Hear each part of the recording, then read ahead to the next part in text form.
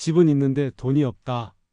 아파트를 팔고 전세로 들어가면 노후가 조금은 여유롭지 않을까?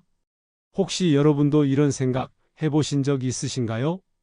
우리 세대는 참 집 때문에 애썼습니다. 1970년도에서 80년대만 해도 집은 단순한 주거 공간이 아니었습니다. 집 한 채 있으면 성공한 거다. 그 말이 진리였던 시절이 있었죠. 그래서 많은 분들이 젊은 시절 허리띠 졸라매고 빚을 내고 안 먹고 안 쓰고 그렇게 해서 겨우겨우 집 한 채를 마련했습니다. 그리고 20년, 30년 동안 대출을 갚아내고 나니 마침내 내 이름으로 된 아파트가 생겼습니다. 그런데 막상 은퇴하고 나니 상황이 이상합니다. 집은 있는데 현금이 없습니다. 집값은 많이 올랐습니다. 서울, 수도권은 말할 것도 없고 지방의 집값도 예전과는 비교가 안 되게 올랐죠. 하지만 통장에 있는 돈은 그대로입니다. 아니, 오히려 줄어들었죠. 병원비, 생활비, 자식들, 손주들 챙기다 보면 늘 돈이 모자랍니다. 이럴 때 사람 마음이 흔들립니다. 내가 이 집을 팔고 전세로 들어가면 손에 몇 억이 생기지 않을까? 그 돈으로 생활비를 보태면 여유롭지 않을까? 바로 오늘 이 이야기를 깊이 나눠보겠습니다. 여러분, 하우스 푸어라는 말 들어보셨죠? 겉으로 보기엔 부자인데 실제 생활은 가난한 겁니다. 집값은 수억, 수십억이 되는데 현금 흐름은 부족해서 매달 연금 100만 원 가지고 생활하는 어르신들 많습니다. 이런 분들은 가끔 이런 말씀을 하십니다. 아이고, 내가 부자야. 근데 돈이 없어? 웃으면서 말씀하시지만 사실 그 안에는 참 씁쓸한 마음이 담겨 있죠. 왜냐하면 집을 팔지 않는 이상 그 돈은 그냥 종이 위의 숫자일 뿐이니까요. 이런 상황에서 두 가지 길이 생깁니다. 하나는 아파트를 그대로 가지고 가는 것, 다른 하나는 아파트를 팔고 전세나 월세로 전환하는 것. 문제는 이 두 길 모두 장단점이 뚜렷하다는 겁니다. 그래서 결정을 쉽게 내리지 못하는 거죠. 여러분, 이 고민이 결코 추상적인 게 아닙니다.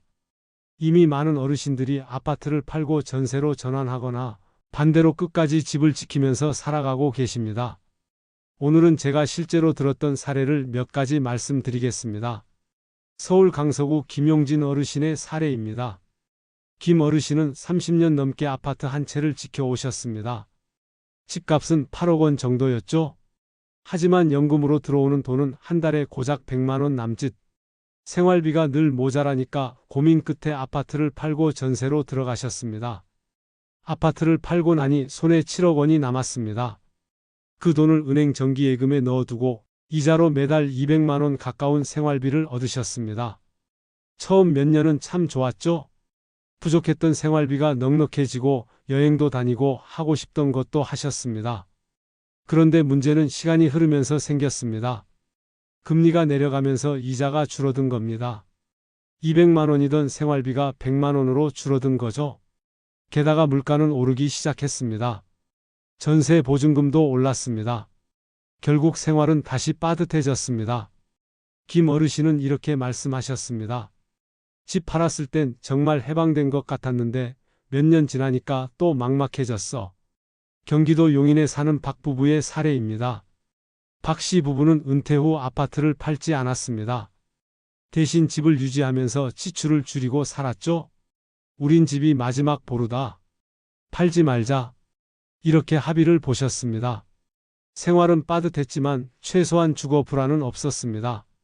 전세금 오를까, 집주인 나가라 할까 걱정도 없었죠. 하지만 문제는 다른 곳에서 왔습니다. 갑자기 큰 병이 생겨서 목돈이 필요했을 때 현금이 없다는 게 발목을 잡았습니다. 집은 있는데 팔 수는 없고 대출을 받자니 나이 때문에 어렵고 결국 자녀에게 손을 벌려야 했습니다. 이 부부는 이렇게 말씀하셨습니다. 집이 있으니 든든하긴 한데 아플 땐 집이 현금으로 바뀌지 않는다는 게 너무 답답하더라. 전세 전환으로 성공한 사례입니다. 반대로 전세 전환 후 성공한 사례도 있습니다. 부산에 사는 이정태 어르신은 집을 팔고 전세로 들어갔습니다. 손에 남은 돈 5억을 안정적인 금융상품에 넣었습니다. 그리고 매달 조금씩 꺼내 쓰는 방식으로 생활했죠. 이분은 아주 계획적으로 살았습니다. 한 달 생활비는 200만 원까지만 쓴다. 남은 돈은 절대 손대지 않는다. 이 원칙을 지키셨기 때문에 10년이 지나도 생활은 안정적이었습니다. 이 어르신은 이렇게 말씀하셨습니다. 집은 떠나보냈지만 대신 내 생활이 편안해졌어. 내가 쓸 수 있는 돈이 손에 있으니 마음이 한결 가볍다네. 여러분 보셨죠? 같은 선택을 해도 결과는 사람마다 다릅니다. 집을 팔고 전세로 들어갔을 때 어떤 분은 자유로워지고 어떤 분은 불안해집니다. 그리고 집을 끝까지 지켰을 때도 어떤 분은 든든함을 느끼지만 어떤 분은 아플 때 돈이 없어 답답함을 겪습니다. 그래서 중요한 건 단순히 집을 팔까 말까가 아닙니다. 내 상황에서 어떤 선택이 나에게 맞을까? 이게 진짜 핵심입니다. 제가 드리고 싶은 말씀은 이겁니다. 여러분, 남의 선택이 내게 꼭 맞지는 않습니다. 누군가 집을 팔고 잘 살았다고 해서 나도 무조건 따라가면 안 됩니다. 반대로 누군가 끝까지 집을 지켰다고 해서 그게 나한테도 옳은 길일 거라 장담할 수는 없습니다. 지금부터는 실제 숫자를 가지고 시뮬레이션을 해보겠습니다. 아파트를 팔고 전세로 들어가면 내 손에 얼마가 남을까? 그 돈으로 몇 년이나 살 수 있을까? 물가와 전세값이 오르면 어떻게 될까? 숫자로 보는 현실적인 계산을 해드리겠습니다. 여러분, 이제 세 가지 선택지를 나란히 놓고 한번 비교해 보겠습니다. 먼저 아파트를 끝까지 지키는 경우입니다. 이건 말 그대로 내 집을 내 손에 두고 사는 방법이죠. 장점은 아주 큽니다. 무엇보다도 쫓겨날 걱정이 없다는 안정감이 있습니다. 아무도 나가라고 하지 않으니까요. 그리고 집값이 오르면 그 이익도 그대로 내가 누릴 수 있습니다. 하지만 단점도 있습니다. 생활비가 늘 부족하다는 겁니다. 집은 있는데 쓸 돈이 없으니 병원비나 요양비 같은 큰 돈이 필요할 때 참 곤란해집니다. 내가 이렇게 큰 집에 살면서 왜 현금은 없는 걸까? 이런 생각에 답답해지는 거죠. 그 다음은 아파트를 팔고 전세로 들어가는 경우입니다. 이건 말 그대로 집을 현금으로 바꿔서 생활비로 쓰는 방법입니다. 장점은 확실합니다. 내 손에 돈이 들어오니 하고 싶던 걸 할 수 있고 당장 생활이 훨씬 여유로워집니다. 심리적으로도 내가 당장 쓸 수 있는 돈이 있다는 게 큰 위안이 되죠. 하지만 문제도 있습니다. 전세금이 오르면 추가로 돈을 보태야 합니다. 그리고 나이가 들어서 계약 갱신할 때 집주인이 나가라고 하면 정말 난처해집니다. 내 집이 없다는 건 언제든 불안할 수 있다는 뜻이죠. 마지막은 주택연금, 즉 리버스 모기지입니다. 이건 집은 그대로 두고 그 집을 담보로 매달 연금처럼 돈을 받는 방법이죠. 장점은 뚜렷합니다. 집을 팔지 않아도 되니 주거는 안정되고 죽을 때까지 연금이 나오니 오래 살수록 오히려 이득입니다. 하지만 단점도 있습니다. 갑자기 목돈이 필요할 때는 대책이 안 됩니다. 또 자식에게 집을 상속해 주고 싶었던 분들은 아쉬움이 생깁니다. 왜냐하면 집값이 연금으로 소진되기 때문이죠. 자, 이렇게 세 가지 길이 있습니다. 정리해 드릴게요. 내 집을 끝까지 지키면 마음은 든든하지만 돈은 부족합니다. 집을 팔고 전세로 들어가면 돈은 넉넉하지만 불안할 수 있습니다. 주택연금을 쓰면 매달 생활비는 안정적이지만 목돈이 필요할 땐 곤란합니다. 그럼 여기서 중요한 질문이 하나 남습니다. 도대체 나는 어떤 길을 가야 할까? 내가 자녀에게 집을 꼭 물려주고 싶다면 집을 유지하는 게 맞습니다. 내가 하고 싶은 것도 하고 여유 있게 살고 싶다면 전세로 전환하는 게 맞습니다. 내가 오래 사는 게 걱정이고 매달 생활비가 중요하다면 주택연금이 맞습니다. 결국 중요한 건 내 상황과 내 마음입니다. 건강 상태, 가족 관계, 자녀와의 합의, 그리고 내가 원하는 삶의 방식. 이 네 가지가 선택을 결정합니다.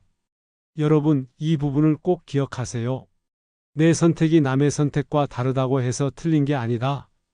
중요한 건 내가 편안해야 한다는 겁니다. 오늘 우리는 참 긴 이야기를 나눴습니다.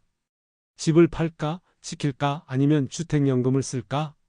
이건 단순한 돈 이야기가 아닙니다.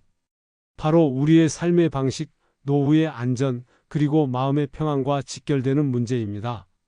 우리가 지금까지 살펴본 길을 다시 차분히 정리해 보겠습니다. 첫째, 아파트를 끝까지 지키는 길. 이건 든든합니다. 내 집에서 마음 편히 사는 게 가장 큰 장점입니다.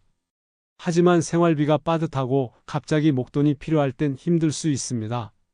둘째, 아파트를 팔고 전세로 들어가는 길.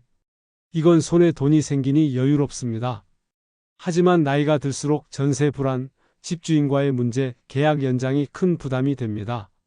셋째, 주택연금. 집을 팔지 않고도 매달 생활비가 나오니 안정적입니다. 하지만 목돈은 안 되고 자녀 상속 문제에서 갈등이 생길 수 있습니다. 이 나에게 맞는 선택을 찾는 법. 그럼 여러분은 어떻게 선택하셔야 할까요? 첫째, 내 건강 상태를 보셔야 합니다. 내가 앞으로 병원비, 요양비가 많이 필요할 가능성이 있다면 목돈을 준비하는 게 유리합니다. 그럴 땐 전세 전환이나 집 매각이 맞을 수 있습니다. 둘째, 내 가족 관계를 보셔야 합니다. 나는 자식에게 집을 꼭 물려주고 싶다. 그렇다면 집을 지키는 게 맞습니다. 반대로 내 삶을 즐기고 싶다. 자식은 자식 인생을 살면 된다.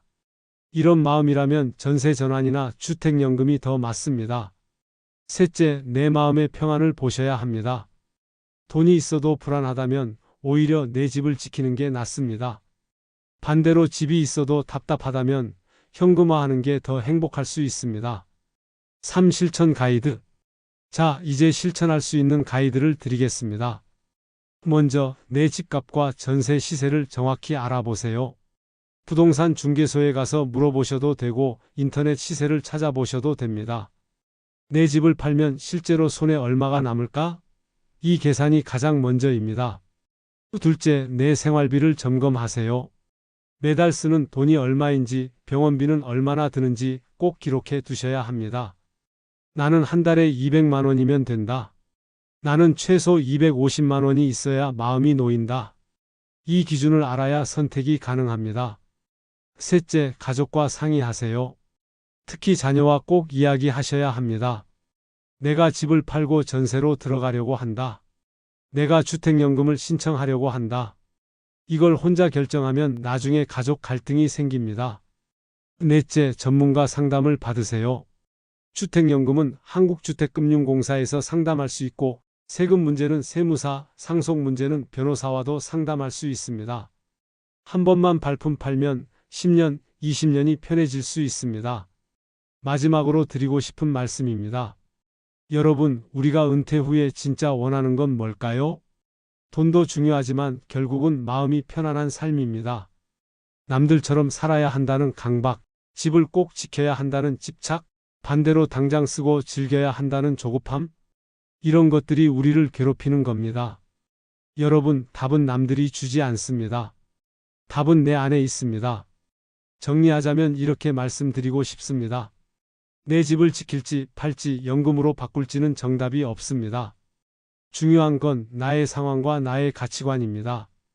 오늘 영상에서 드린 사례와 계산, 비교를 바탕으로 여러분 스스로 답을 찾아가시면 됩니다.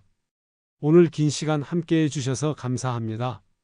혹시 오늘 말씀드린 내용이 도움이 되셨다면 구독과 좋아요, 그리고 알림 설정도 부탁드립니다. 무엇보다 사랑하는 가족과 친구에게 이 영상을 꼭 공유해 주세요. 우리가 함께 알아야 노후가 든든해집니다. 여러분의 건강한 노후, 그리고 마음 편한 삶, 제가 끝까지 응원하겠습니다.